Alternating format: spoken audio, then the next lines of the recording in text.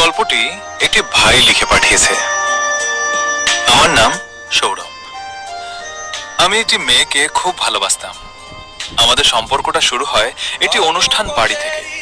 প্রথম দেখাতেই আমি ওকে ভালোবেসে ফেলেছিলাম, কিন্তু তখন বলতে পারিনি।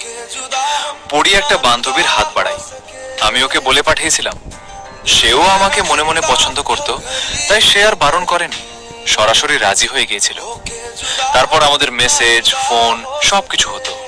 সকালে ওর মেসেজ না দেখলে আমার মন ভালো হতো না, আবার রাতেও ওর মেসেজ না পড়লে ঘুমিয়ে আসতো না। এরকমই আমাদের ভালোবাসা গভীর হতে লাগলো। মেয়েটিকে আমি বললাম, তোমার বাবা মা যদি আমাদের সম্পর্কটা না মানে তাহলে তুমি কি করবে? মেয়েটি আমাকে বলল, আমি তোমার যদি না হয় কারোর হব না। কথাটা শুনে আমার অনেক ভালো লাগলো। কিছুদিন পর আমি আমার মা বাবাকে কথাটা জানলাম।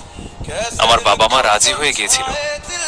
মেয়েটির ঘরে প্রস্তাব পাঠাতেই মেয়েটির মা বাবা না করে দিল, আর মেয়েটির হাত থেকে ফোনটিও কেড়ে নিল।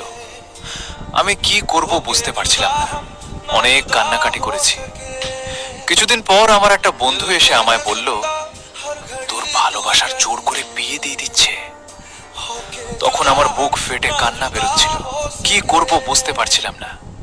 এরকম করেই ওর জোর করে বিয়ে হয়ে গেলে, আর এরকম করেই আমাদের ভালোবাসা হারিয়ে গেল। কিছু কিছু ভালোবাসা আছে যেটা পূর্ণতা পাওয়ার কাছে গিয়ে হারিয়ে যায়। তো কাল আরো একটা গল্প বলবো। আমি তোমাদের রাজ, আর আমার এরকমই গল্প শোনার জন্য তুমি আমাকে ফলো করে নাও।